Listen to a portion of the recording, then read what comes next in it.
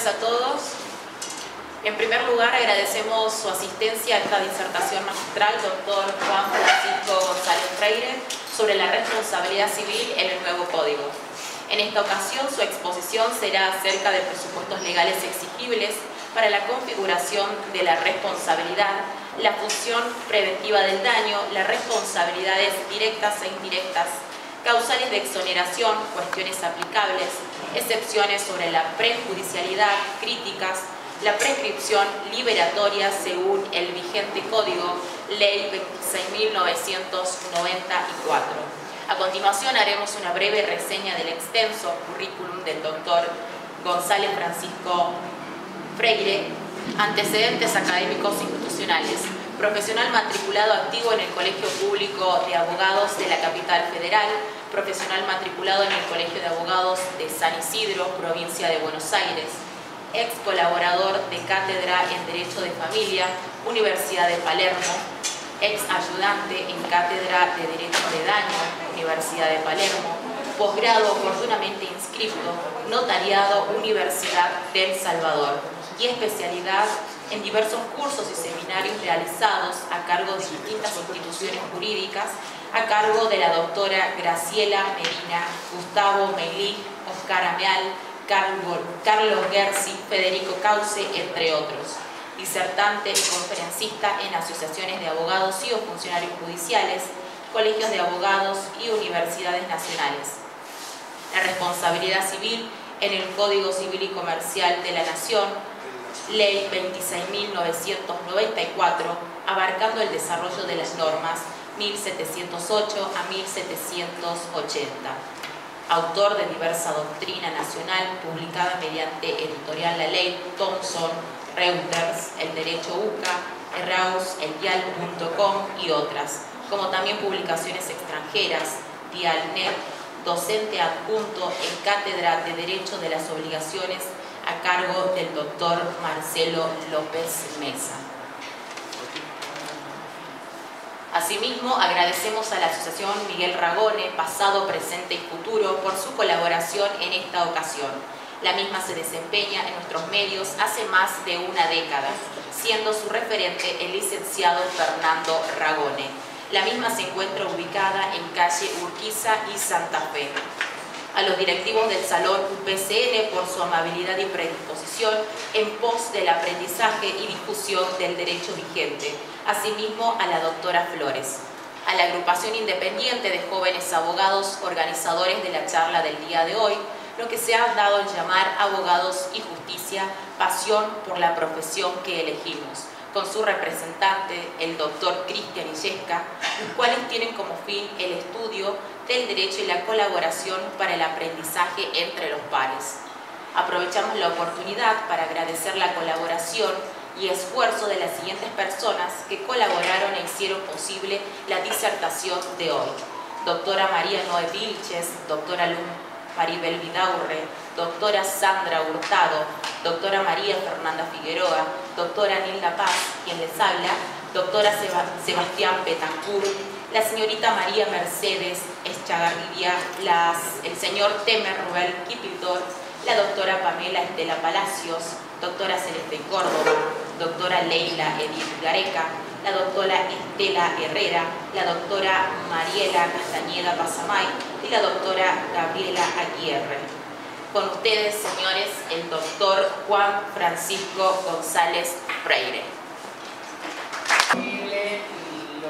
Todos los nombres que acaba de decir la colega que posibilitaron que yo hoy esté presente aquí. Bueno, vamos a hablar de la responsabilidad civil, que bueno, está dentro del vigente código, ya no hay que decirle el nuevo código, ¿no? Sino vigente, porque ya ahora va a cumplir 3 años de su vigencia. Y bueno, algunas cosas han variado y otras cosas se han mantenido y otras cosas ni siquiera se han codificado, siendo que la doctrina y la jurisprudencia venían sosteniendo. O sea, en parte se codificaron algunas cosas y otras cosas se dejaron en el olvido. Hay bastantes críticas hacia el actual código, bien dice el doctor López Mesa, es asistemático, no concentra en el título 5, capítulo 1 y las sesiones con respecto a la responsabilidad, no concentra todo el tema de responsabilidad en ese título y capítulo particular. Hay como 50 normas fuera del capítulo de responsabilidad. Entonces es una crítica bastante firme, porque, qué sé yo, está la responsabilidad del transportista, no regula bien la responsabilidad de la hotelería. Hay distintas, la responsabilidad por quien actúa con dolo, el oficio de la voluntad. Son todas responsabilidades que están fuera del título y el capítulo particular de la responsabilidad civil. Lógicamente que el punto de crítica en este sentido se acentúa mucho en la diversidad de manos que tuvo el código para su sanción y para su elaboración, ¿no? Pasó por demasiadas manos en la cual cada uno le quiso dejar ni siquiera un mensaje, le quiso dejar, quiso quedar en historia o que lo lea el nieto más adelante, y bueno, terminan este tipo de cosas. Ahora se está planeando una nueva reforma, no se sabe particularmente sobre qué artículos, pero sería bueno que sincronice, ¿no? Que de alguna manera subsanen este tema de la asistematicidad.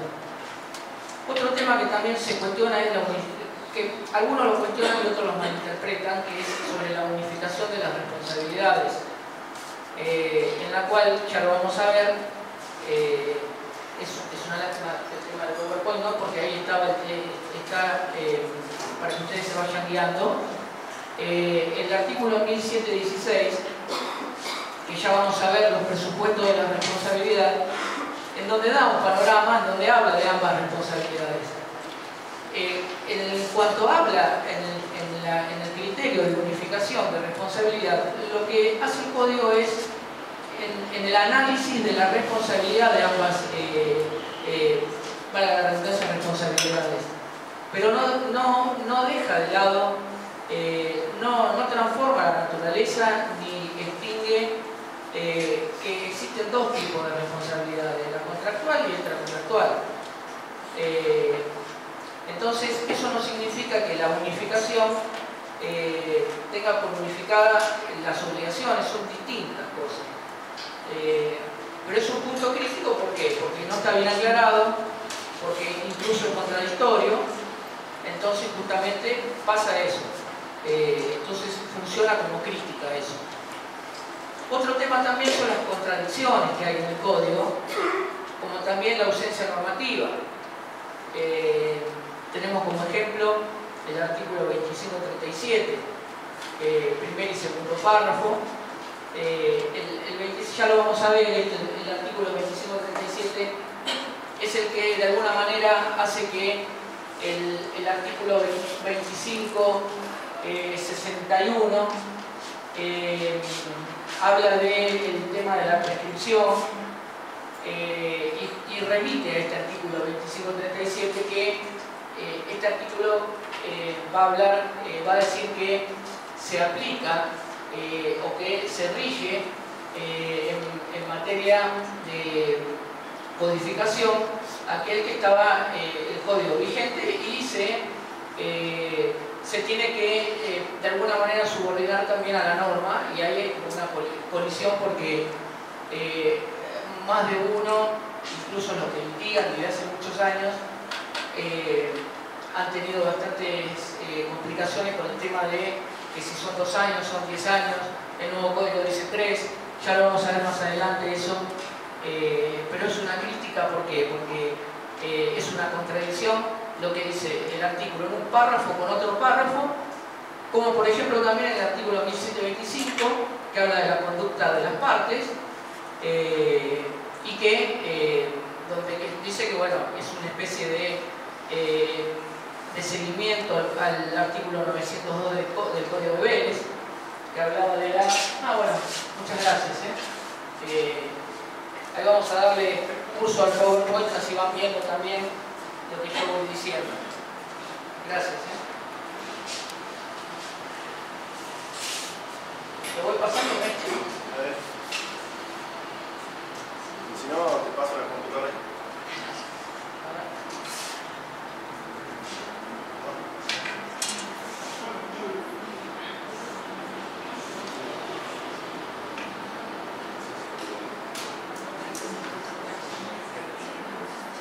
No sé cómo modificarlo desde acá. Ahí con que ¿lo moviste de ahí? Sí.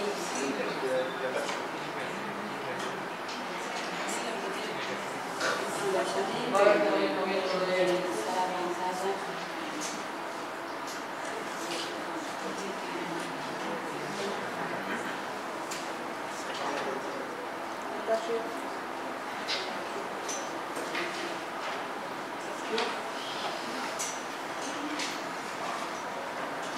Bueno, si se puede ubicar en la grilla número 2, me voy guiando. Yo les voy hablando y cuando se arregle lo vamos viendo. Bueno, la carencia normativa, como les estaba con la contradicción del 1725. ¿Por qué? Porque el primer párrafo dice que se tendrá en cuenta la conducta personal del agente, el conocimiento que tenga el agente en particular, ¿no? Recuerden que a mayor conocimiento, mayor serán las consecuencias que surjan de sus actos. Eso lo decía el artículo 902 de Vélez.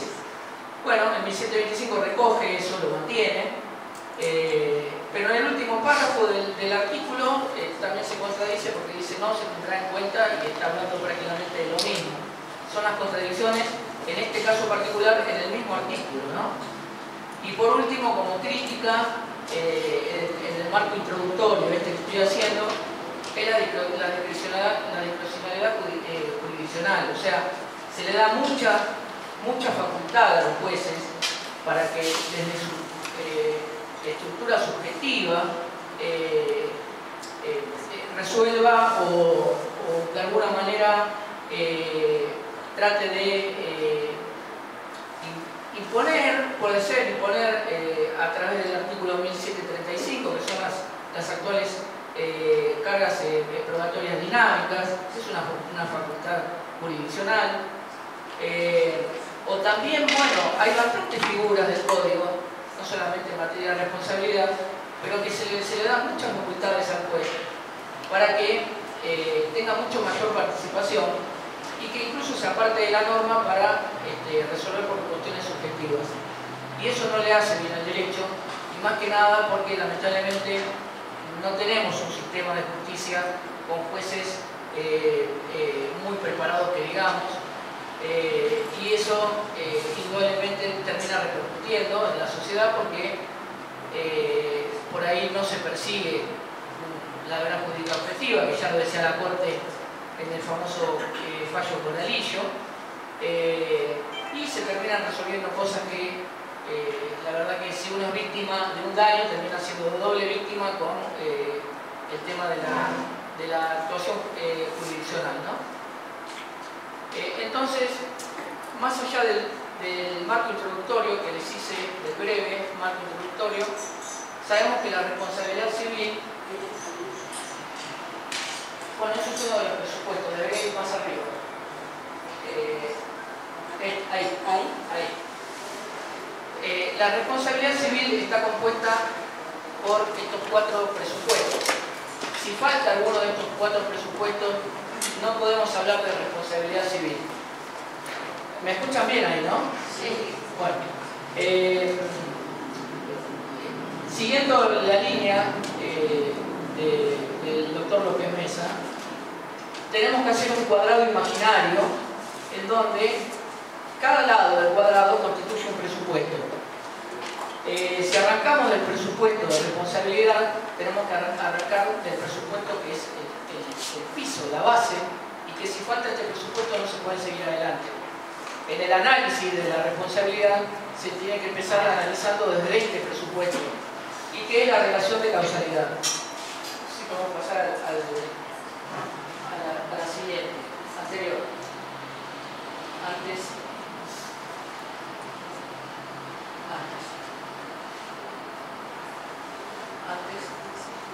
Esta. Vamos a hablar de la relación de causalidad como primer presupuesto.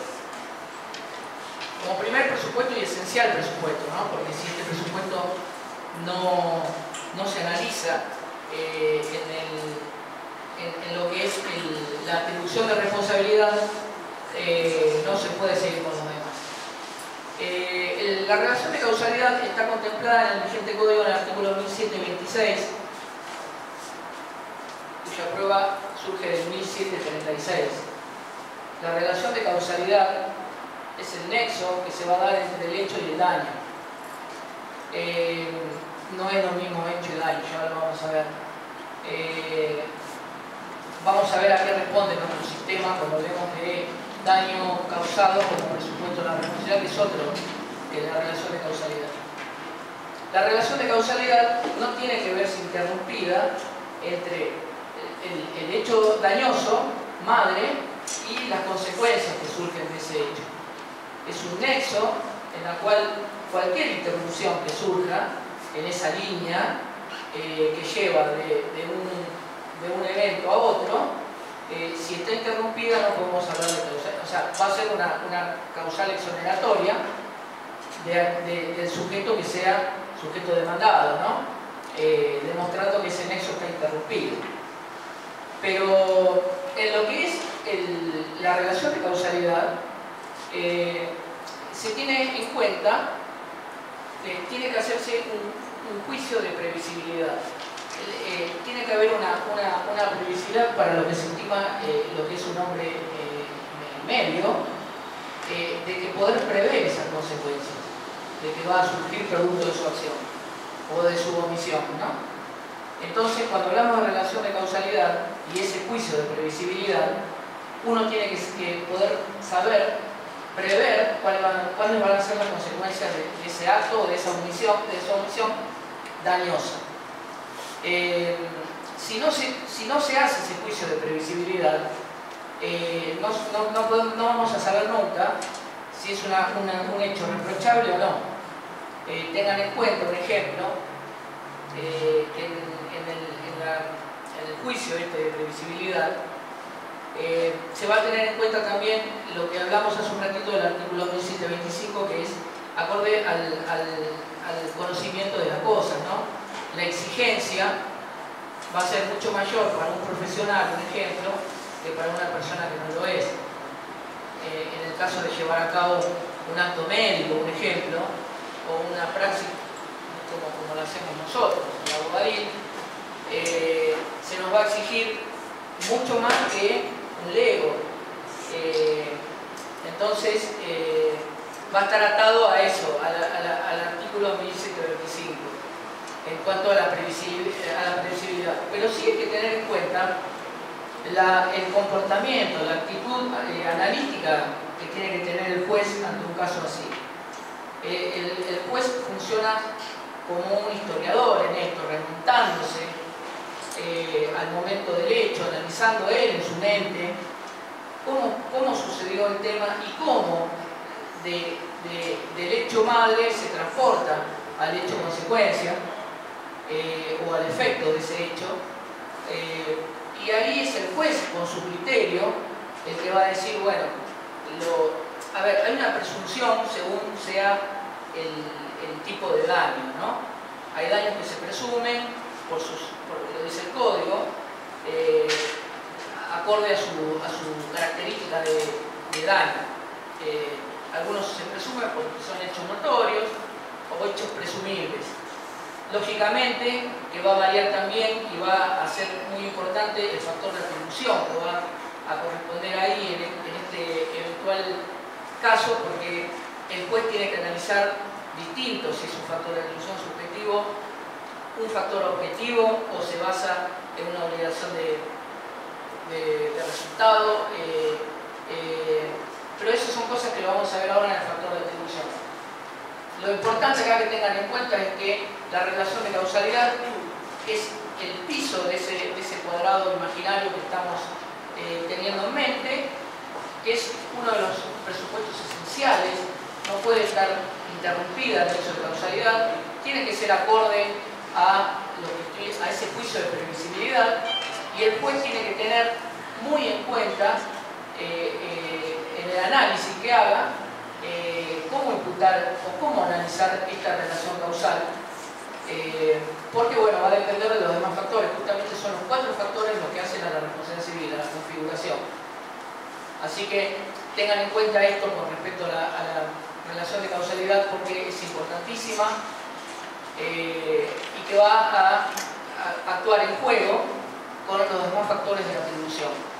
Recuerden que este presupuesto contemplado en el artículo 2726 está asociado también al próximo artículo 1727, que es el que menciona las clases o tipos de consecuencias aplicables.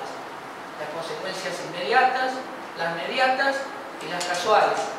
El código, este nuevo código no habla de las consecuencias remotas, que sí hablaba de deberes y que sabemos que nunca fueron aplicadas, ¿no?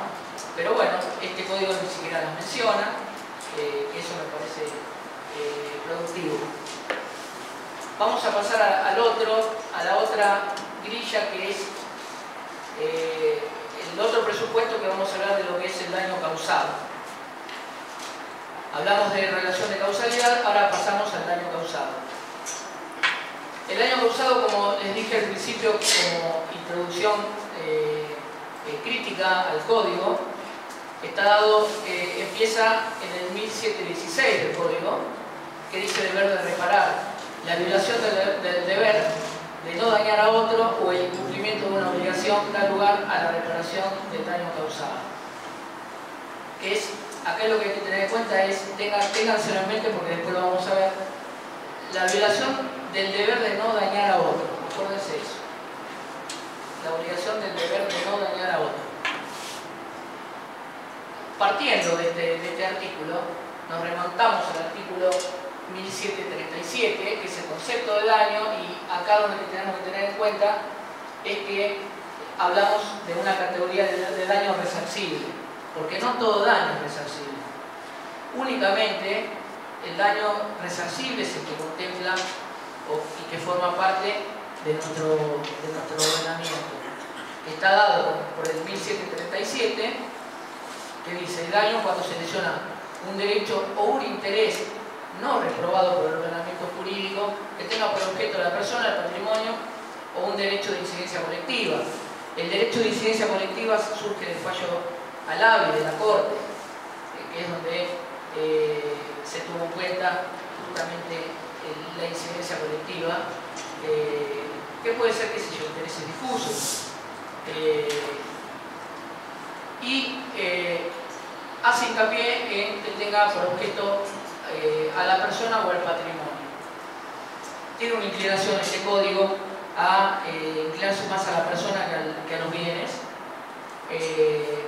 aunque, bueno, ahora con las votaciones de las leyes nuevas y eso va a colisionar bastante con el tema de la protección a la persona que se hizo hincapié al legislar la ley 26994, que es el código este.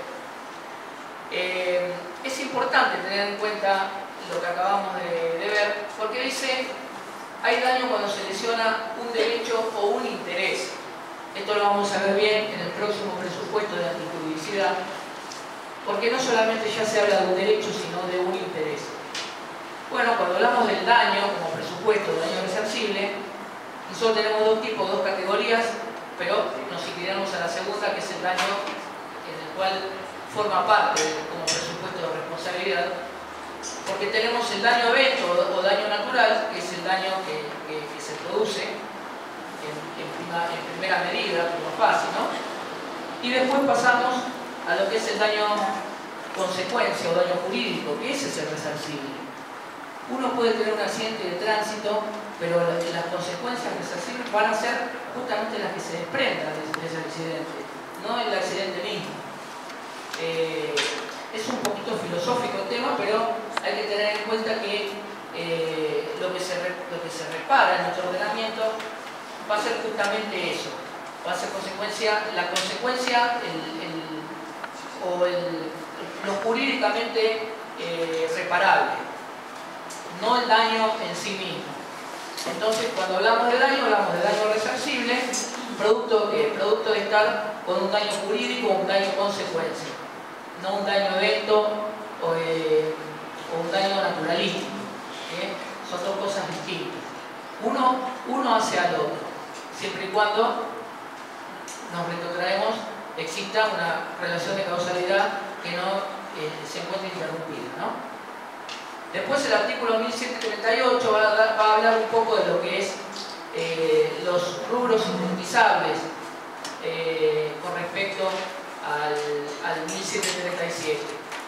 Acá contempla, igualmente uno cuando ve una demanda de daños y perjuicios ve que algunos mencionan otros rubros, que no lo menciona específicamente el artículo, pero bueno, se subsumen a veces en este tipo de lo que dice, lo que menciona el artículo este. Son como subcategorías, pero está todo dentro de lo que es lo que menciona el artículo 1738, que se habla prácticamente a lo que es la persona en sí, o a lo que puede o lo que puede producir la persona, o los derechos personalísimos. Incluso habla de las afecciones espirituales, psicológicas. El nuevo código amplió la legitimación de lo que es el daño moral. Antes estaba, yo recuerdo que en la vigencia del código velezano existía bastante parte de la doctrina que lo criticaba por decirle que no tenía que estar limitado nada más. El artículo 1078, que como legitimados directos era muy acotado. Entonces yo a veces hablaba con alguno y le decía, pero ¿por qué un hermano no puede sufrir lo que sufre un hijo o un padre? La afección espiritual de esa persona no es la misma, o porque es un padre o un hijo no puede sentir lo mismo que un hermano. Bueno, el nuevo código, a partir de distintos fallos, incluso uno trató de definir el tema de la Suprema Corte de la provincia de Buenos Aires, llevó a la codificación de esto, ampliando la legitimación del 1741, el daño moral. Bueno, lo extiende incluso a las personas que son convivientes, no solamente al cónyuge o por ahí al hermano, sino a toda persona que conviva con la persona. Va a quedar a criterio del juez que en esa ampliación no sea algo pasajero, ¿no? Que haya ido alguien una semana y ya después quiera reclamar el daño moral. Son todas cosas estas que se tienen que tener en cuenta, como dije al principio, va a quedar a criterio de la jurisdicción, más que nada de lo que entienda o aprecie el juez en ese puntual caso. Cuando nos remitimos al artículo 1739 tenemos que estar hablando de lo que significa las particularidades de lo que se tiene por daño, ¿no? Que tiene que ser un daño cierto, actual o futuro. Bueno, eso lo aclara el artículo, no voy a repetir específicamente lo que aclara el artículo. Lo que se tiene en cuenta es que el daño tiene que tener entidad, no puede ser cualquier cosa. Después vamos a ver, más adelante vamos a ver cómo colisiona esto con la función preventiva del daño, ¿no? Que se habla de una amenaza. Lo que se requiere para que el daño sea resarcible es que sea un daño cierto, un daño que tenga entidad, no que sea una mera amenaza, y que puede ser, bueno, actual o futuro, directo o indirecto, puede recaer sobre los bienes, puede recaer sobre un rubro que sea extrapatrimonial, puede reclamarlo una persona en forma directa, tener legitimación indirecta. Lo que sí no puede haber es sentencia y que el daño haya dejado de ser daño. Entonces por eso tiene que subsistir al momento de justamente de que salga el pronunciamiento final después, ¿no? Así que tengamos en cuenta eso con respecto a este particular presupuesto, que son un poquito difícil de poder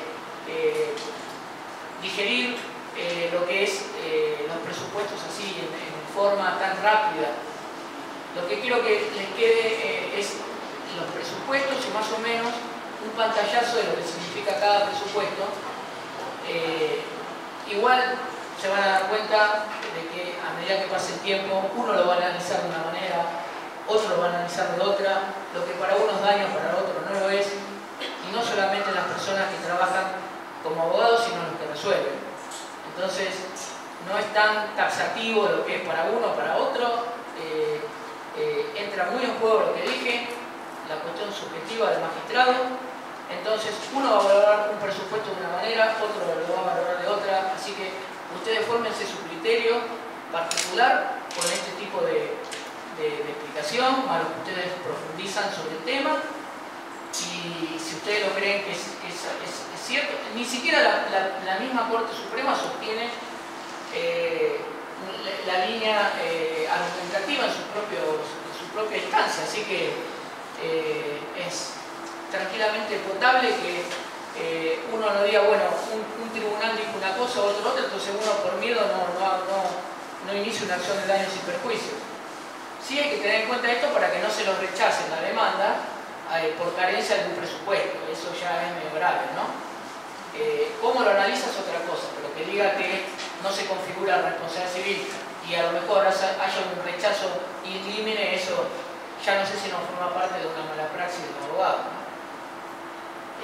Bueno, teniendo en cuenta esto, vamos a pasar al otro presupuesto, vamos a hablar de la antijuridicidad. Lógicamente, siempre teniendo en cuenta los presupuestos anteriores, Bueno, como bien hice mención en el presupuesto anterior, la antijuridicidad va a estar dada en el artículo 1717 y cualquier acción u omisión que causa un daño a otro es antijurídica si no está justificada. Este especial artículo es muy criticado, incluso parte de la doctrina lo sostiene que es inconstitucional, porque si nos remitimos al presupuesto anterior, que yo les dije, recuerden lo que estamos diciendo en el artículo 1716, que dice el deber de reparar, la violación del deber de no dañar. Lógicamente que hay un principio constitucional que es el deber de no dañar a otro, que es el artículo 19 de la Constitución. Pero se extralimitó este artículo, el 1717, porque se hace referencia particularmente no a la violación de una norma, sino a la simple voluntad de que uno diga, bueno, me dañó. Y justamente por esa simple voluntad, al decir que le causó un daño al otro, ya se toma como antijurídico. Debería haber dicho la norma que también debería ser un acto o un evento que contraría el ordenamiento jurídico, pero no lo dice la norma. La norma únicamente habla de que causa un daño a otro. Entonces es lógico que ante una connotación así como esta que estamos hablando, digan que es inconstitucional, pero más que nada por una cuestión de que le están obligando a hacer a la persona lo que la ley no manda. Es una cuestión bastante complicada, tiene su fundamento, mal, pero tiene su fundamento, en cuanto a que la nueva legislación no solamente tutela derechos subjetivos que estén amparados o reconocidos en una norma, también tutela interés, un interés simple. Recuerden que hay intereses legítimos y interés simple. Un interés legítimo está de alguna manera tutelado por el ordenamiento jurídico a través de un derecho subjetivo. Pero un interés simple es una expectativa de goce que tiene cualquier persona. Bueno, cualquiera que vea dañada esa expectativa de goce, se tiene como antijurídico en estos presupuestos de responsabilidad, a través del 1717. Es extralimitada este artículo, es muy cuestionado. Algunos dicen que bueno, tiene una connotación política de aquellos que configuraron la tipificación de este artículo. Y bueno, parte de la doctrina la cuestiona, en la cual me incluyo, justamente por eso, porque trasciende lo que es, de alguna manera, el principio constitucional, colisiona con el principio constitucional, le impone algo a una persona que no va contra el ordenamiento jurídico. En todo caso estaría yendo contra un interés simple, que es, si antes era un derecho subjetivo, imagínense ahora, ¿no? Estamos hablando de una expectativa, de algo que podría estar gozando una persona, y que se sostienen algunos con que dicen, bueno, el derecho no lo reprueba. Entonces, como el derecho no lo reprueba, lo admite. Y ahí es la colisión. Algunos dicen, está bien eso, otros dicen, no, pero me colisiona con el artículo 19 de la Constitución. Así que cuando hablamos de antijuridicidad, tenemos que hacer una breve diferencia de lo que era en el antiguo código y ahora. Anteriormente la antijuridicidad era formal y subjetiva. Se confundía a veces lo que era la antijuridicidad con la culpabilidad. Se tenía muy en cuenta lo que era la voluntad del sujeto. Y ahí había algunas complicaciones, porque al tener en cuenta la voluntad, uno ya asociaba antijuridicidad con ilicitud y al mismo tiempo la ilicitud con culpabilidad. Ahora, con esto que les expliqué de los intereses simples y eso, la antijuridicidad pasó a ser material y atípica. Cuando se habla de una antijuridicidad se habla de material y atípica. Justamente la tipicidad es por lo que les acabo de explicar. Y vamos a ir al último presupuesto de responsabilidad, que es el factor de atribución. Bueno, acá ya pasamos, ¿no? Pero bueno, como les dije antes, yo se los voy a dejar para que ustedes lo tengan. El factor de atribución vendría a ser, hablamos de la relación de causalidad como piso, el daño causado como techo, uno de los pilares, la antijuridicidad, y faltaría el otro, que es el factor de atribución. El factor de atribución es de alguna manera el que pone en descubierto de qué se trata el reproche sobre la persona que cometió el evento dañoso. Si fue por un factor subjetivo, por una causal objetiva, por una obligación de garantía, de seguridad. Eso lo vamos a ir viendo. Pero el factor de atribución se encuentra contemplado en el actual código, en el artículo 1721, y remite al 1722, que es el factor objetivo de atribución, que ahora lo vamos a explicar, y el 1724, el factor subjetivo. Cuando hablamos de factor objetivo y subjetivo, vamos a estar hablando hay un artículo que está en el medio acá, que se lo quiero aclarar, que es el artículo 1723, que habla de responsabilidad objetiva. Una cosa es el factor de atribución, otra cosa es la responsabilidad ya consumada, ¿no? Como está el texto de la norma. Tenemos que remitirnos al artículo 774, por ejemplo, donde dice que hay obligaciones del medio y del resultado. Lógicamente que no se le va a imponer la misma exigencia cuando la obligación es de medio a cuando la obligación es de resultado. No es lo mismo para un médico atender a una persona en guardia que un médico atienda ya una cirugía estética a otra. Aquel que se atendió en guardia, el médico va a tener una obligación de medios. Aquel que se ha atendido por una obligación de resultado, justamente porque el médico le va a asegurar que le va a dejar el rostro de Brad Pitt a una persona, y no queda como tal, y de alguna manera se significa que existió esa promesa y bueno, al no concretar el resultado pactado de antemano por las partes, estamos hablando de una obligación de resultado. Pero no, el factor de atribución objetivo vamos a ponerlo ahora en otro contexto. Cuando hablamos del factor subjetivo de atribución, vamos a hablar de culpa y dolo de la gente. La culpa en el nuevo código se presume. Hablamos de culpa o dolo. Todos sabemos que con el dolo se agrava todo lo que es consecuencia resarcible, ¿no? Quizás ya lo vamos a ver, ante un incumplimiento contractual por culpa, yo le voy a pedir que me repare las consecuencias inmediatas y necesarias del propio incumplimiento.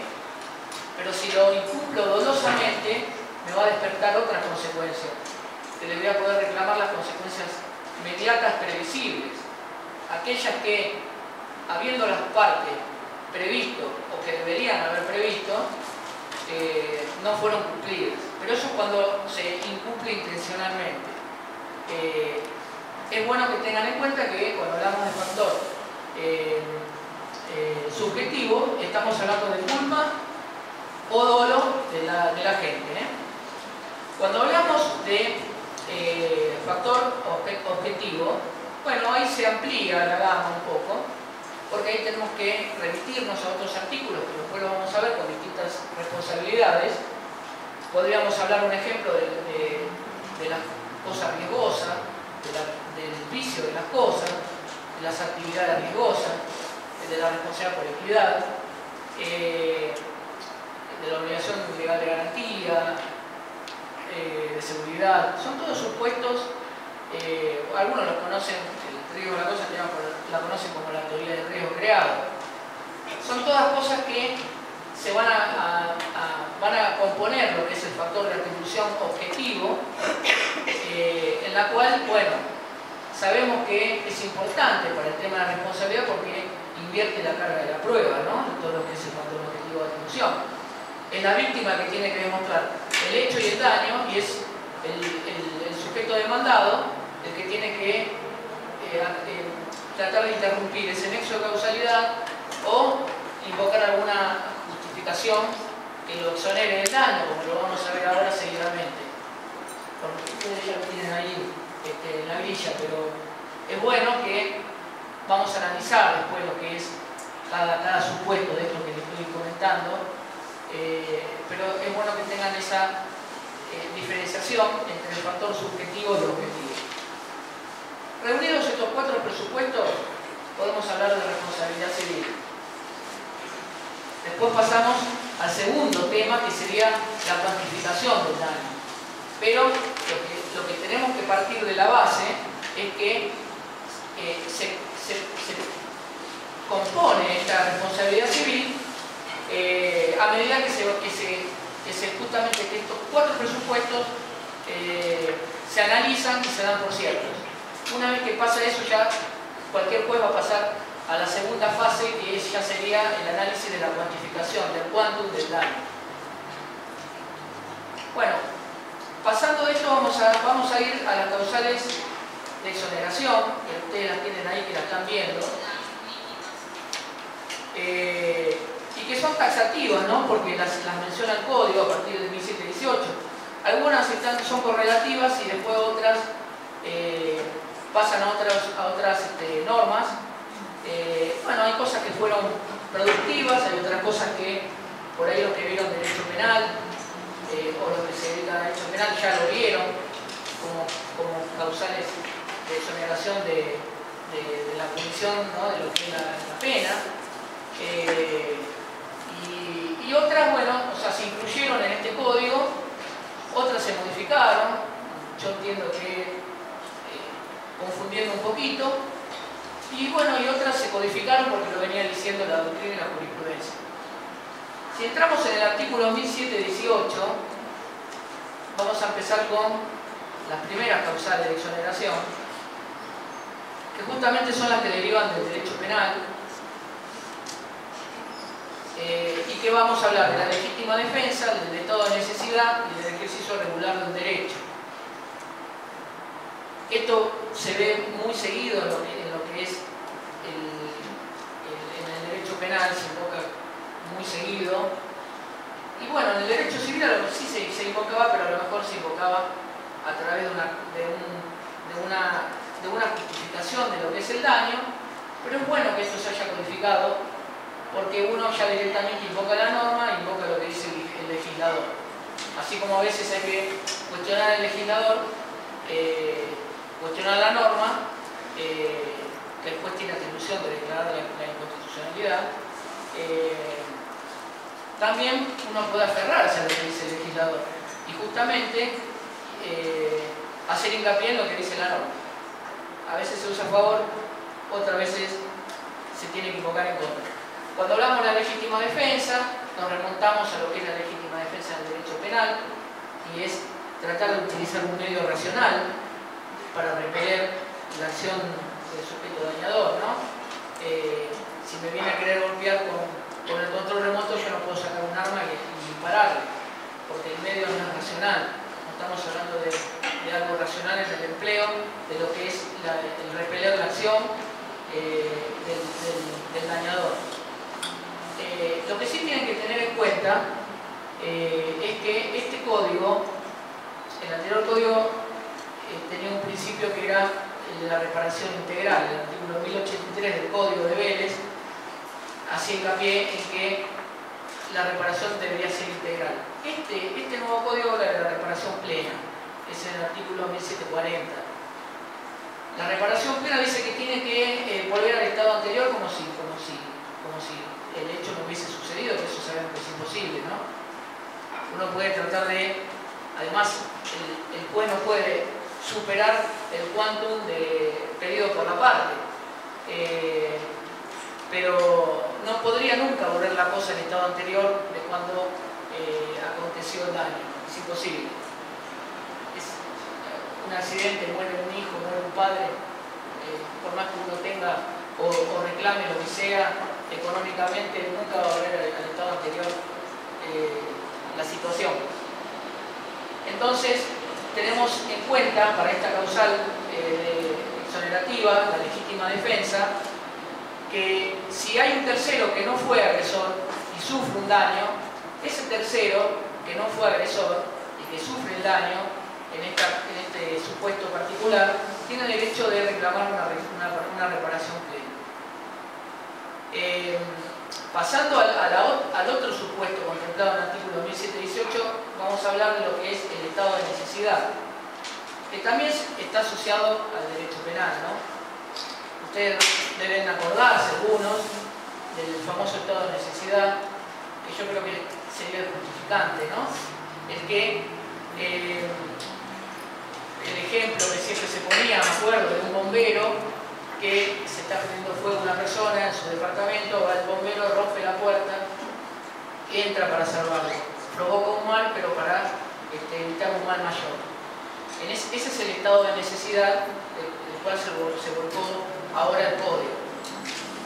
Lo único que acá es un poco injusto es que si la situación de alguna manera perjudica a aquel que sufrió el daño, tiene derecho a reclamar las consecuencias, aunque sea por factores de equidad.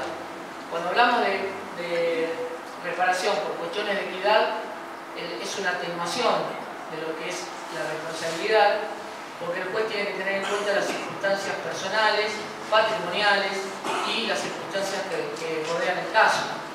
Entonces no va a ser igual a la reparación plena. Ya lo vamos a ver en otras responsabilidades. Pero en este caso particular del estado de necesidad, tiene derecho aquel que se posiciona como víctima en pedir la reparación del daño por razones de equidad. Me parece un poquito, ¿no? Que si encima le salvan la vida, le termina reclamando que le repare las consecuencias de que le rompe la puerta. Bueno, y el último supuesto de este artículo es el ejercicio regular de un derecho. Todos sabemos que en la medida de que no se transforme en un abuso del derecho, uno puede hacer uso de su derecho. Esto es algo básico, se codificó de alguna manera, pero a veces se transforman en abusos y por eso el abuso del derecho va a quedar ajeno, lógicamente, a esto, ¿no? Hablamos del artículo 1718. Vamos a pasar a lo que es el artículo 1719 y el 1720. En 1719 vamos a hablar de la asunción de riesgos, que hay una diferencia entre asunción de riesgos y de lo que significa el hecho del damnificado, que es el 1729, asociado al artículo, a lo que era culpa de la víctima, de lo que era el Código de Vélez.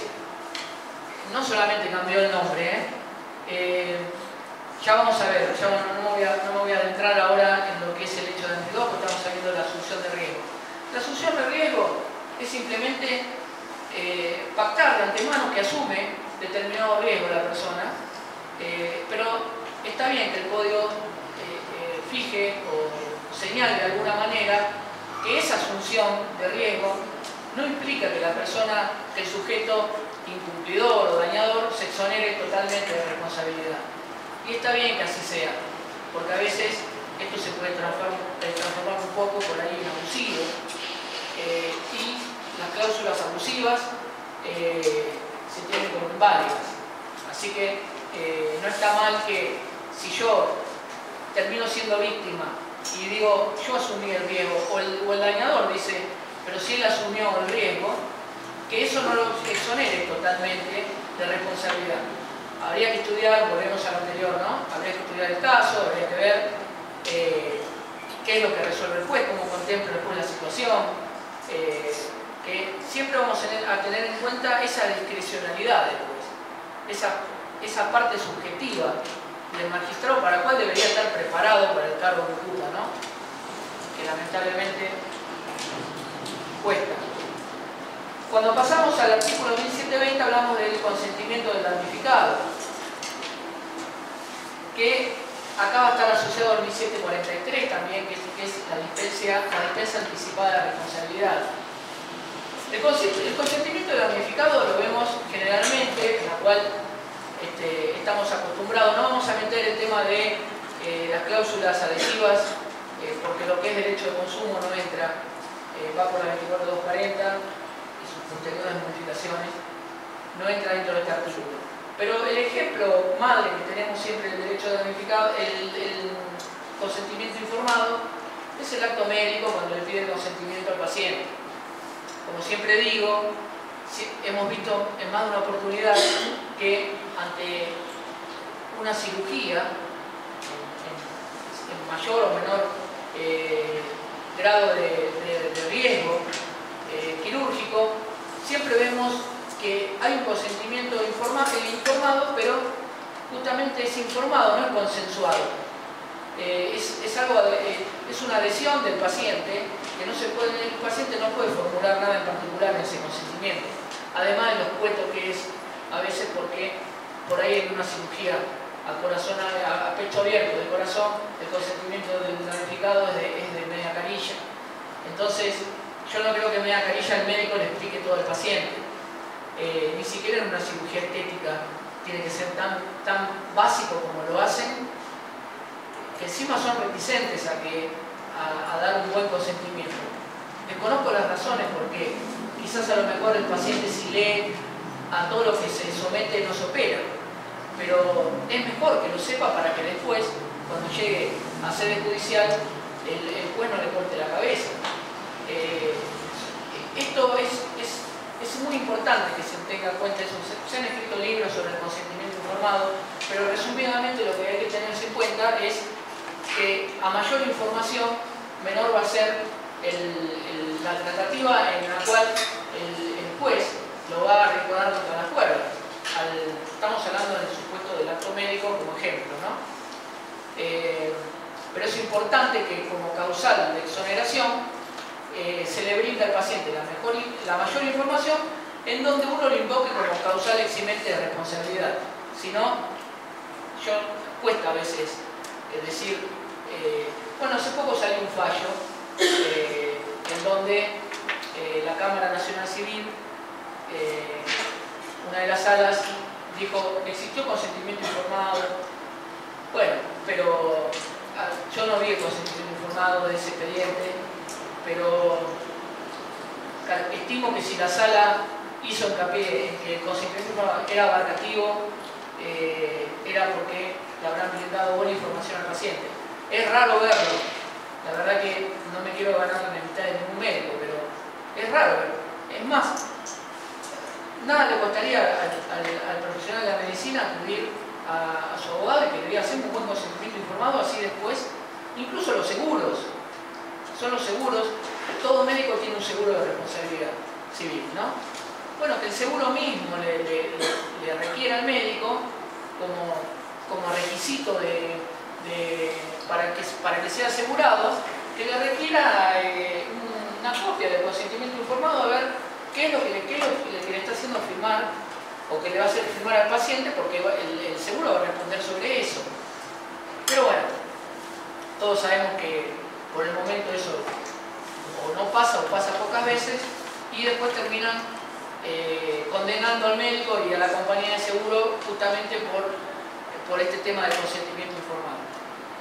Si seguimos en la escala de exoneración, en lo que ustedes habían visto, ahora sí vamos a pasar al hecho de damnificado, que está en el artículo 1729. El hecho de damnificado sí tiene una variable con respecto a la culpa de la víctima del Código de Vélez. Lo que era el Código de Vélez, se pedía que había que demostrar la culpa de la víctima. En la nueva codificación, el 1729, únicamente hay que acreditar de alguna manera que la víctima tuvo participación en el hecho, que no es lo mismo. No es lo mismo hablar de que la víctima fue culpable, ¿no? Por ejemplo, mal estacionado con el auto, que para mí también son fallos que se equivocan, porque si yo estoy mal parado con el auto y viene uno y me agarra de atrás, además de que yo no desconozco que yo tuve culpa en estar mal estacionado, pero el que venía circulando y no me vio mal estacionado es porque de alguna manera no supo controlar su auto o venía a una velocidad que no pudo frenar, o sea, pierde el control del rodado y me termina embistiendo. Para mí habría una culpa concurrente. Hay fallos que ahora están saliendo que incluso no dice hecho de damnificado, dice culpa de la víctima. ¿Pero por qué hablan culpa de la víctima? Porque se estaba analizando con el Código de Vélez. Entonces, por el artículo 7 del nuevo Código, más el 2561, en función del 2537 que empecé hablando al principio, que es la aplicación temporal en materia de prescripción, dicen que los presupuestos que vimos fueron configurados al momento del anterior código, entonces se tiene que de alguna manera emplear el anterior código. Entonces, en vez de hablar del hecho de damnificado, que es del nuevo código, hablan de culpa de la víctima. Es lo mismo en este sentido. La crítica está en el análisis que se hace. Entonces, bueno, acá sí, acreditando que existe culpa del damnificado, culpa de la víctima, culpa del damnificado, es una causal exoneratoria de responsabilidad. El artículo 1730, vamos a hablar de caso fortuito o fuerza mayor, que para el código son sinónimos.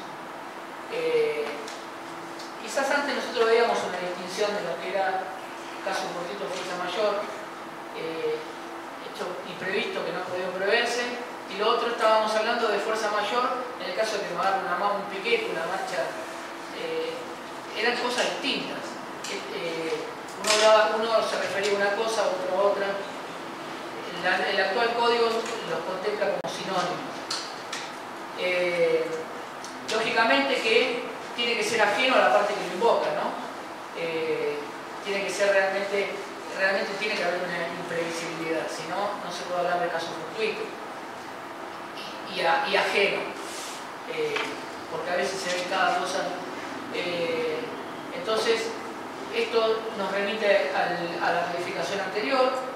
No va a haber mucha variación que digamos. El la próxima causal de exoneración, porque después vamos a volver un poco a esto, la próxima causal es el hecho de un tercero, por la cual no se debe responder, que eso es lógico, ¿no?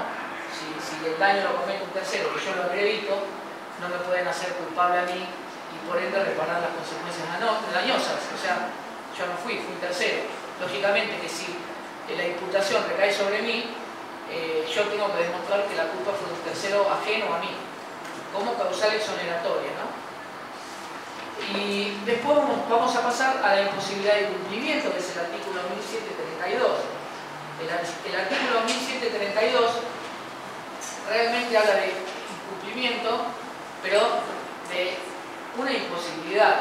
Tiene que haber una imposibilidad de cumplimiento.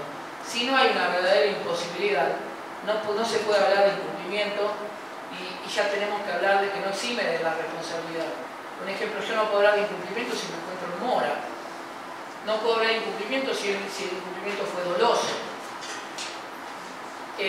Tampoco puedo hablar de caso fortuito o de incumplimiento cuando estoy hablando de una actividad riesgosa, un ejemplo. Ya lo vamos a ver esto, que es bastante incompatible con lo que es el juicio de previsibilidad que se requería en la relación de causalidad con la imprevisibilidad que surge de la actividad riesgosa del artículo 1757. Hay una contradicción que también lo sostiene el doctor López Mesa, a la cual adhiero, que es ese juicio de previsibilidad que se requiere para la relación de causalidad. En el 1757 dice que no se exime, así se prevea en la actividad riesgosa, ¿no? El que desarrolla una actividad riesgosa, así prevea que es riesgosa, no lo exime de responsabilidad. Cosa contradictoria con lo que es la relación de causalidad y ese juicio de previsibilidad que estuvimos hablando. Bueno, dicho esto como causales de exoneración, vamos a hacer un pantallazo rápido sobre lo que es la previsibilidad contractual, que un poco estuvimos hablando. La previsibilidad contractual está dada en 1728. Ustedes recuerden que esta previsibilidad contractual hace hincapié en la libertad de contratación de este nuevo código. El legislador contempla que las partes puedan pactar libremente, siempre y cuando no vulnere o no colisione con lo que es la regla moral que establece el artículo 279, que hace el objeto, ¿no? Si atenta contra las buenas costumbres, contra la moral, contra el orden público, cuando violenta contra ese tipo de cosas, uno no puede estar hablando de un objeto en el cual después pueda estar hablando de un daño.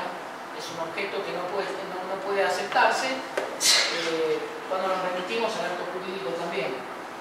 Esa previsibilidad contractual le va a dar libertad a las partes de prever las consecuencias incluso. Para uno puede prever las consecuencias y para el caso de que no se hayan previsto, bueno, ahí va a salir del análisis del magistrado lo que las partes deberían haber previsto. Recuerden que cuando el incumplimiento es por dolo, yo puedo pedir, además de las consecuencias inmediatas necesarias producto de ese incumplimiento, puedo pedir que se apliquen las consecuencias inmediatas previsibles. ¿Y por qué no las casuales? Además del incumplimiento mismo de la obligación en ese mismo momento. O sea, se amplía.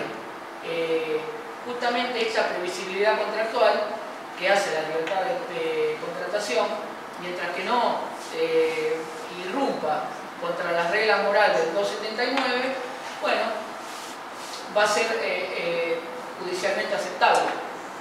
Además, recuerden una cosa, la previsión contractual de alguna manera acota lo que es el 1727, que eran las consecuencias resarcibles, porque en la previsión contractual uno establece las consecuencias. Un ejemplo, contrata un seguro en el cual la póliza es a determinado importe.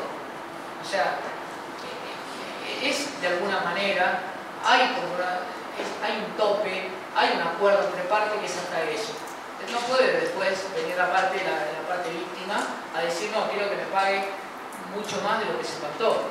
Entonces, sí tiene importancia lo que es en materia contractual, y acá nos remontamos a lo que eran las responsabilidades que hablaba al principio, contractual y extracontractual. La responsabilidad contractual se sigue manteniendo, no se unifica. Se unifica el análisis de la responsabilidad, que es otra cosa. Entonces, volviendo al tema del 1728, tenemos que tener en cuenta eso justamente, que el dolo agrava el incumplimiento, amplía las consecuencias resarcibles, y bueno, hablamos de las consecuencias previstas o de las que pudieron haber previsto, ¿no? Pasado esto, vamos a ir a lo que es los diferentes tipos de responsabilidades. Yo no sé, ¿estamos bien con el tiempo, Cristian? ¿Estamos bien o estamos un poco ajustados?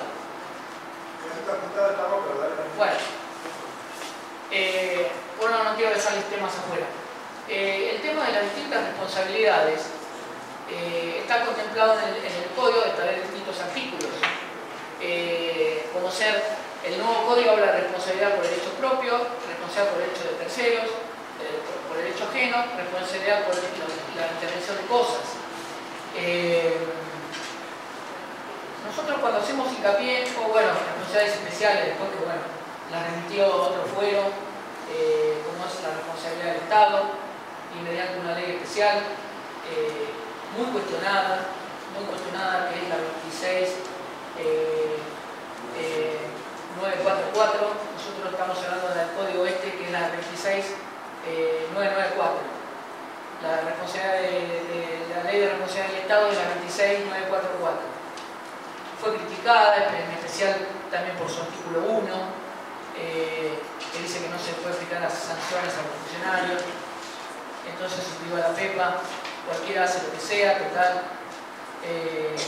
está esa impunidad que termina repercutiendo en lo que es toda la sociedad, no es un tema menor. Entonces, cuando hablamos de responsabilidades especiales, nos vamos a tener que remitir, salvo de lo que es la persona jurídica, ¿no?, que van a responder con mayor acentuación lo que son los directores y los representantes de esa persona jurídica. Los demás supuestos, y el último supuesto, que después lo voy a aclarar bien, que es el tema de la acusación calumniosa. Y yo la cuestiono, ya se lo voy a explicar bien porque no quiero perderme con los demás supuestos. Pero es importante que lo tengan en cuenta lo que les voy a explicar con esto de este supuesto especial de responsabilidad. Los demás supuestos especiales de responsabilidad los remiten a la ley especial y al fuero administrativo. ¿Por qué? Porque le incumbe a cualquier entidad estatal o cualquier relación que tenga con el Estado, va a ser dirimido en otro fuero y por una ley especial, como lo dice el Código.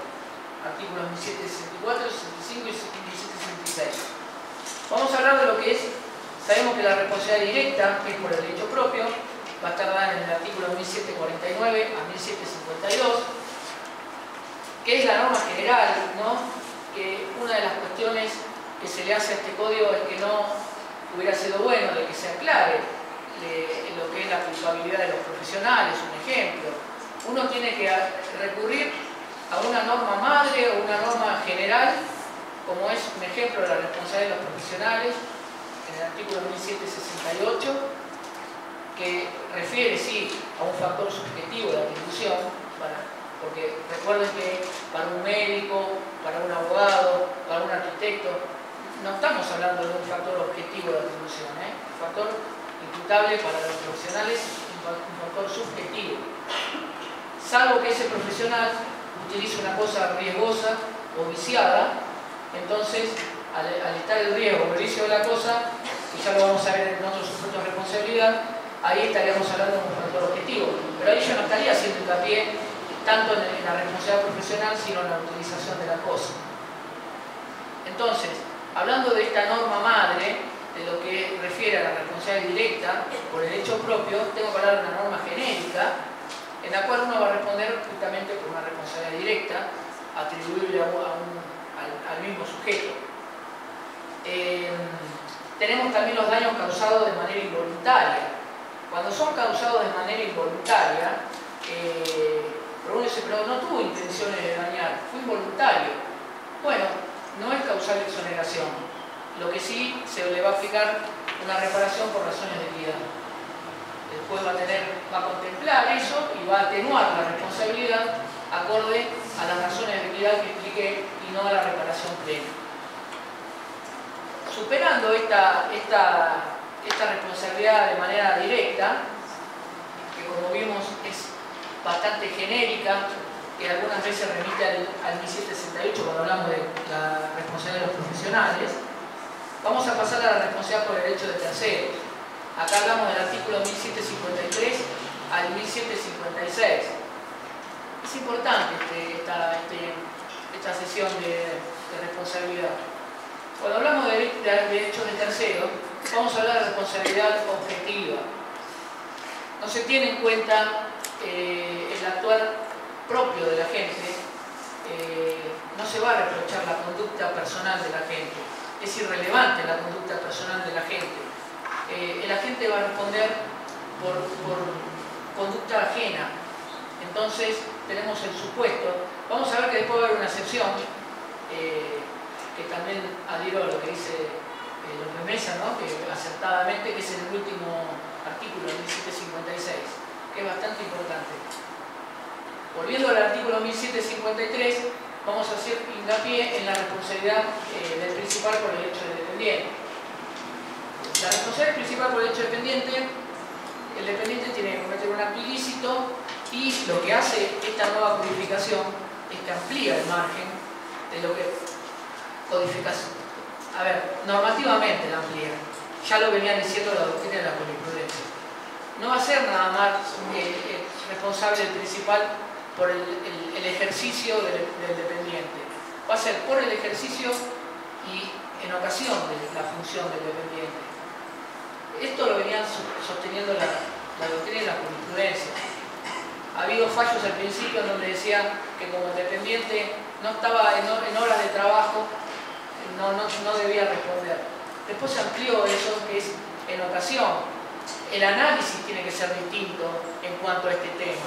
Uno no tiene que analizar como magistrado en qué momento fue. Uno tiene que decir si producto de esa función el dependiente tuvo posibilidad de llevar a cabo la acción dañosa. El análisis es distinto, no estamos hablando de un mismo análisis. Esto varía en cómo se ve el tema a la hora de resolverse. Es importante porque ha habido casos en donde el principal, aquel que es demandado, ¿no?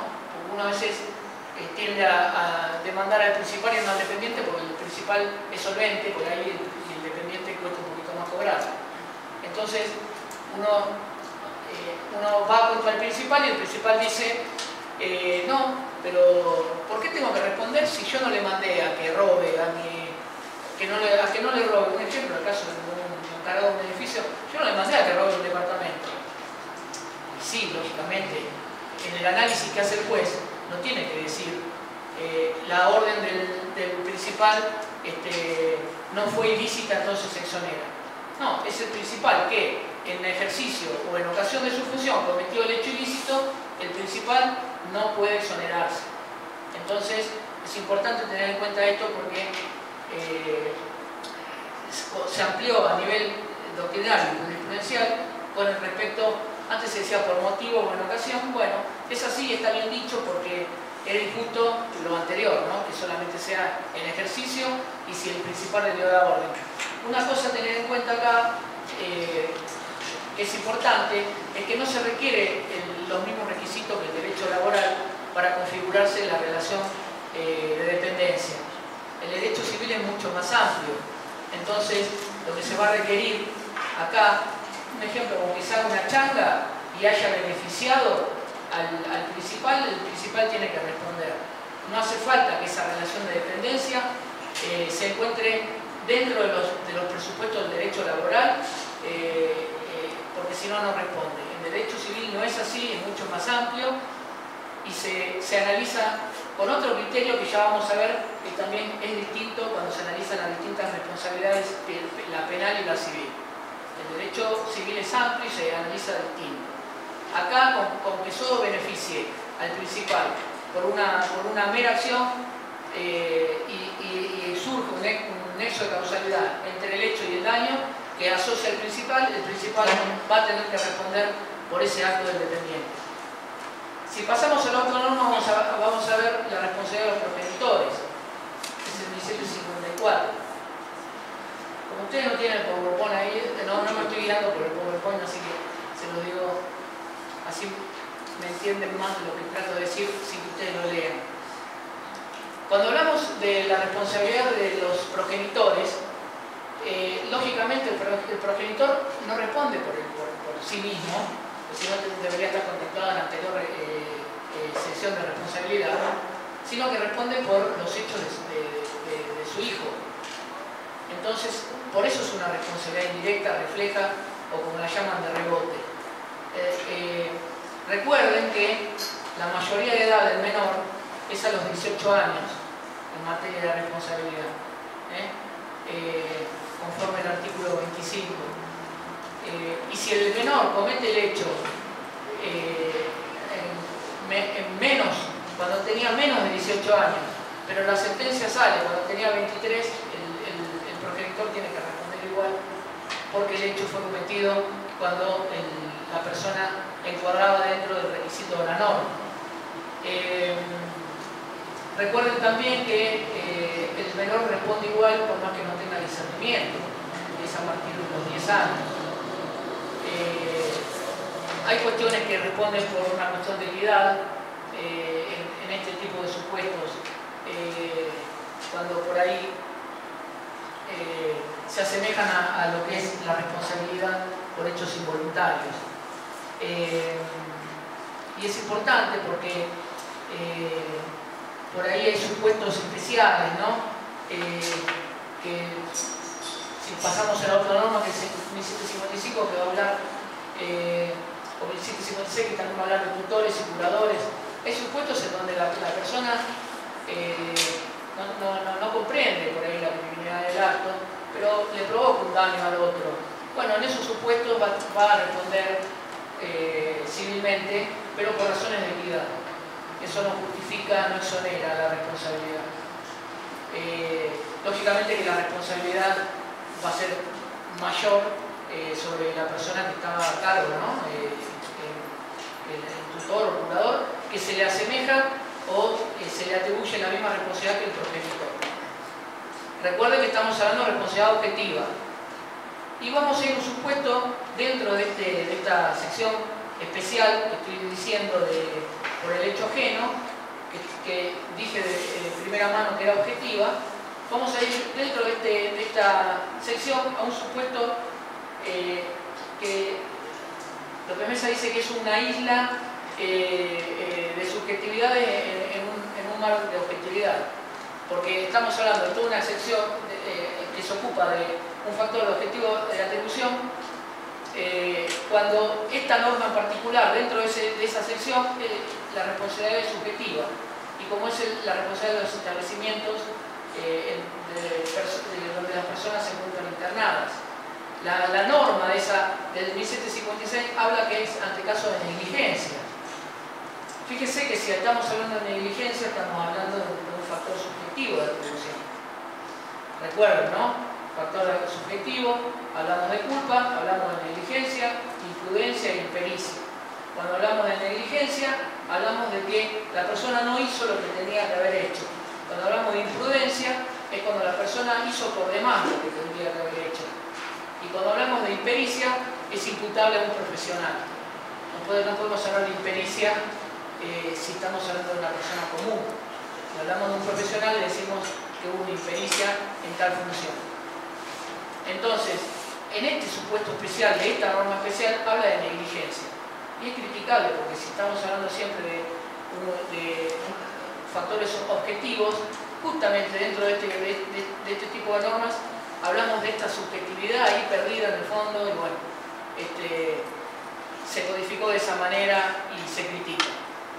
Pasando a la responsabilidad por la intervención de cosas, la nueva codificación, que es el artículo 1757, no habla del daño con la cosa, que sí estaba contemplado en el artículo 1113 del Código de Lesana, que si bien era cuestionada antes,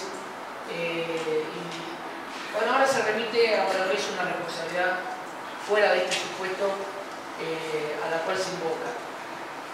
Este particular artículo 1757 va a hablar del riesgo de la cosa, del vicio de la cosa y de las actividades riesgosas. El riesgo de la cosa no es igual que el vicio de la cosa, como muchos hablan.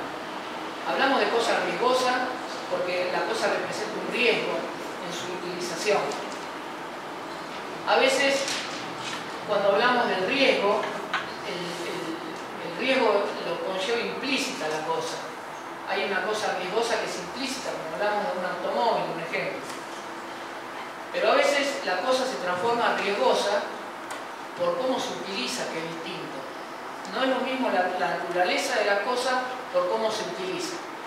Entonces, es importante que sepan esto porque una manguera colocada comúnmente en el medio de la calle, uno dice, pero una manguera no es una cosa riesgosa. Sí, pues si me la colocas, ustedes acá tienen la plaza cerca y peatonales. Si me la colocas a un horario pico y que corta toda la peatonal y por ahí pasa uno y se engancha y se cae. Y bueno, no es una cosa riesgosa, pero por su colocación o utilización se transforma riesgosa.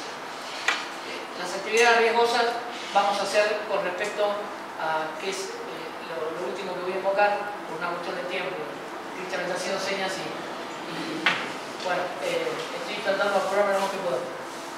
Las actividades riesgosas va a ser en cuanto a la actividad en sí, que no lo exime ni la autorización administrativa ni habiendo previsto, como lo hablé de antemano.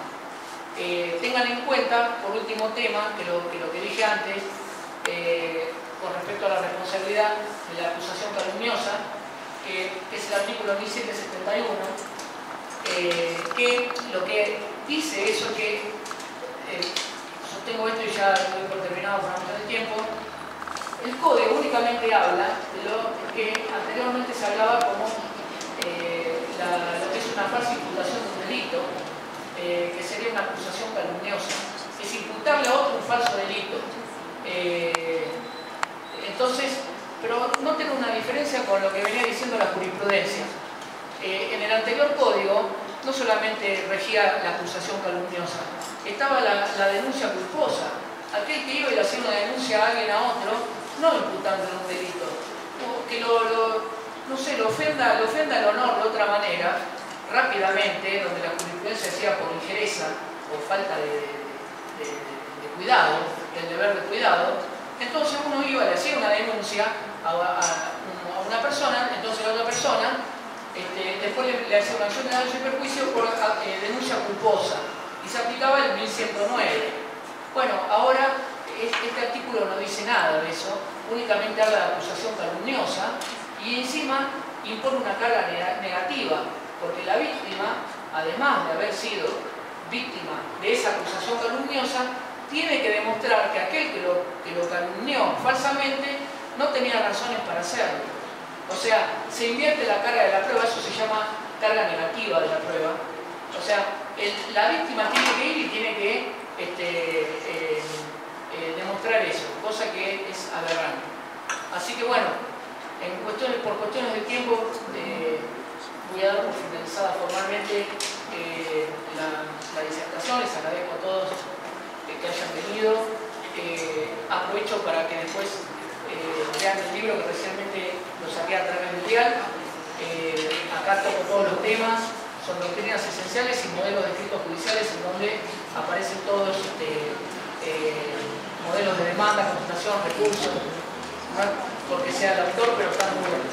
Así que les agradezco a todos y bueno, muchas gracias en general. Las dos preguntas, que el doctor las responda y después hacemos sorteo de los libros. Y bueno, ojalá que lo hagamos todos los libros. Buenas tardes, doctor. Buenas tardes. En realidad estábamos hablando con los colegas acerca específicamente de la redacción del daño, que es el problema que tenemos a la hora de la redacción de la demanda, de tampoco ser excesivo, ni tampoco... más que nada que recuerden que está el 3% de la tasa, y claro, cuando no se litiga con beneficio de litigar, uno no puede pedir cualquier cosa. Entiendo. La cuantificación del daño, va a haber una gran... igualito, lo hacemos entre nos, ¿no? La cuantificación del daño va a haber, va a tener en cuenta es muy importante lo que se refiere a la actitud del magistrado.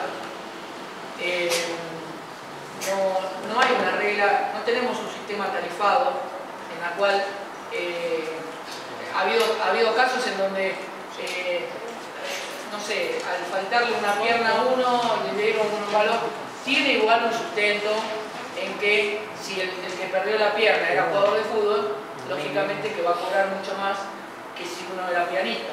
Bueno, es algo que se utilice para era la pierna que pisaba de abajo. Pero en el caso de la pérdida de un dedo, si es pianista va a recibir mucho más dinero que uno que no lo fuera. Pero no tenemos un sistema tarifado en el cual, un ejemplo, para el daño moral, uno diga, bueno, hay que resarcirlo por determinada suma. Uno a lo mejor invoca para un caso similar, y acuérdense que venimos de un sistema continental, ¿no? No tenemos el common law en donde se aplica el caso precedente. Uno podría invocar de alguna manera, en un caso análogo, de decir, bueno, no sé, pasó tal cosa y por daño moral le dieron 500.000 pesos. Pero va a quedar al criterio del magistrado. Por eso siempre decimos que es en base al manómetro. Uno va a decir una cosa, otro va a decir otra. Lo que sí, creo que se lo dije a algunos de ustedes, era que como hay responsabilidades donde el daño es presumible o es notorio, se tiene por presumible a favor de la víctima ante el caso de fallecimiento, lesiones o incapacidad permanente, que es el artículo 1007, si mal no recuerdo, 44 y 45, o 45 y 46, que habla de estos hechos notorios y presumibles.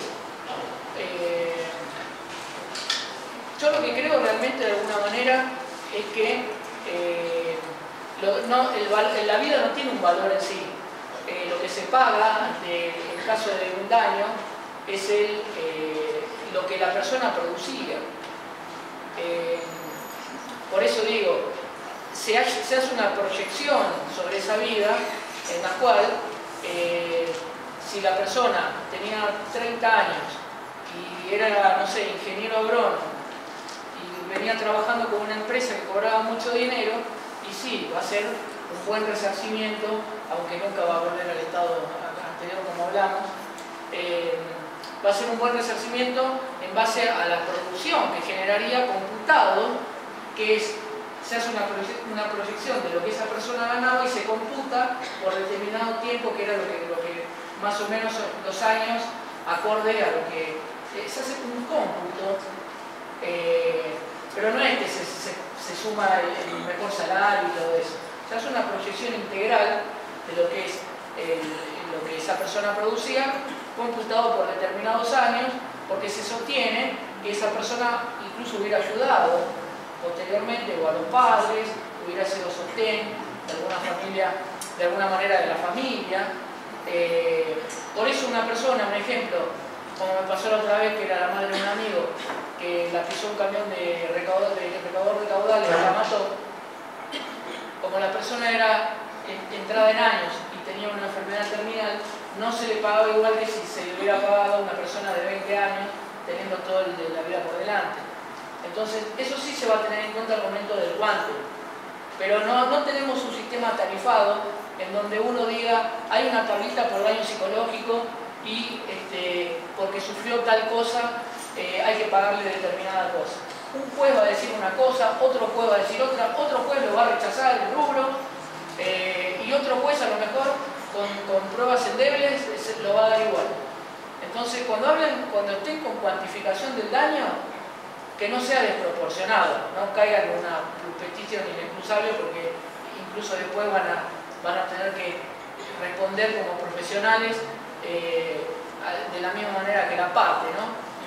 Si uno se quebró un dedo y tiene que estar un mes con el dedo así y después vuelve a su función, no pidan 5 millones de pesos, porque la verdad que, salvo que, no sé, articulen de alguna manera una pérdida de chance y que fue que con ese dedo iban a tocar, qué sé yo, no sé, algún timbre que se les abría una puerta mágica, pero si no, no pidan 5 millones porque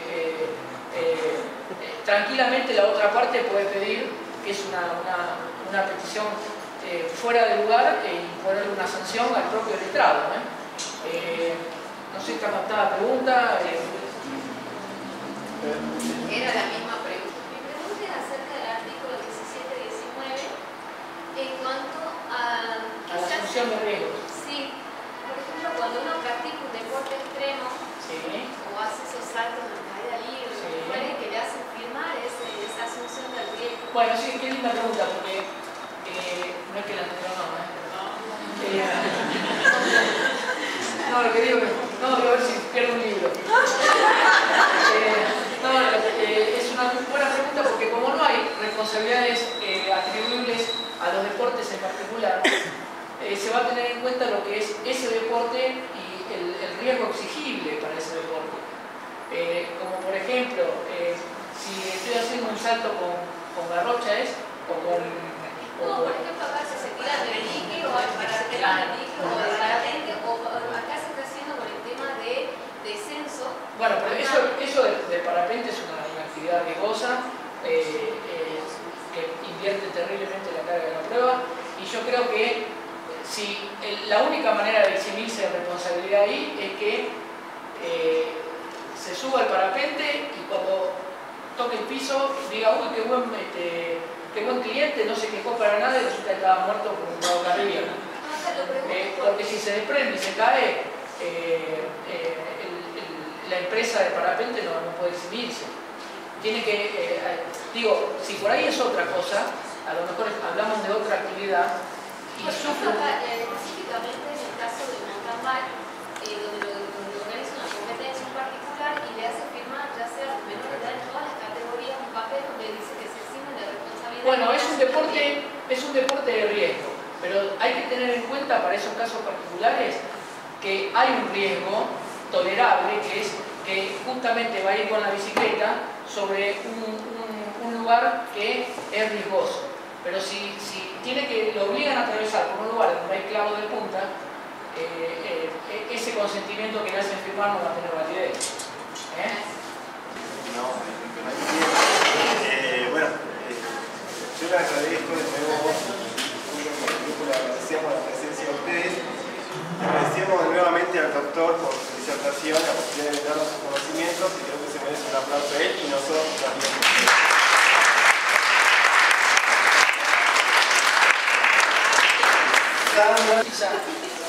Una presunción.